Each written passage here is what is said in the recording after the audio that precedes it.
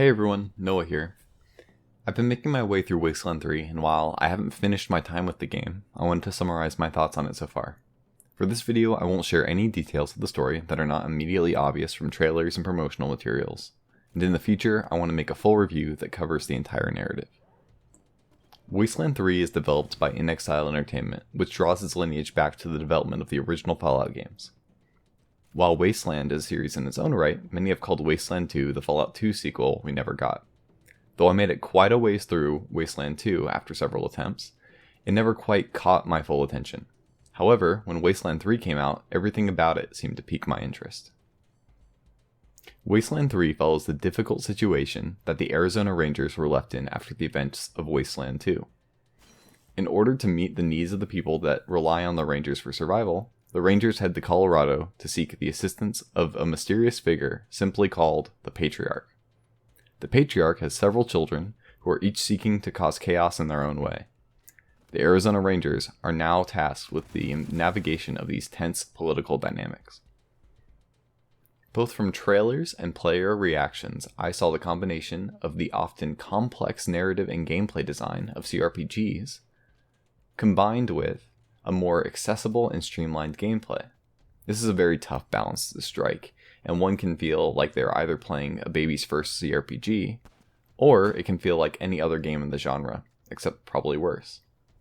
Between being distracted by tons of other games, and being scared that this balance would be difficult to meet, I ended up waiting almost exactly 3 years to give this game a chance. So, how am I feeling about my time with this game so far? It's hard not to compare this game to Baldur's Gate 3 in my mind. Both are party-based CRPGs that make choice and consequence a core pillar of both narrative and gameplay design. Yet, I found out that Wasteland 3 has done an amazing job standing up to the challenge, despite the comparison to my current Game of the Year contender. Wasteland has found a niche that many games have tried and many have failed to hold. Wasteland 3 is extremely accessible.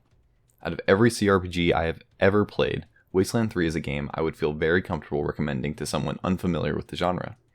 While other games pride themselves on bringing a tabletop RPG to the computer, Wasteland 3 seems proud of how they are able to pare down the complexity of mechanics without feeling that every character is exactly the same. In the full review, I plan on showing why I see some of these simplified systems might take away from the experience. But overall, that's mostly a nitpick.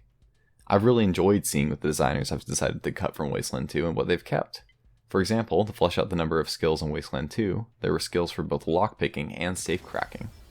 I appreciate variety just like the next guy, but the decision would typically come down to, am I more likely to come across safes or locks? In the first game, there's also a mechanic where if you chose the breaking stuff skill, you could bypass some locked objects entirely.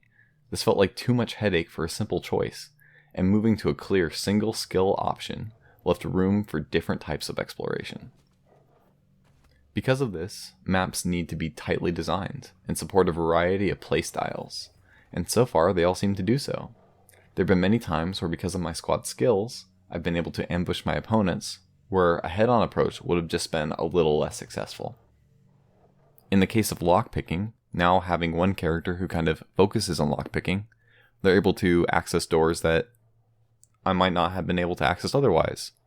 Or, if I have a character with nerd stuff skills, they can hack into areas or deactivate turrets that I might not have to fight anymore.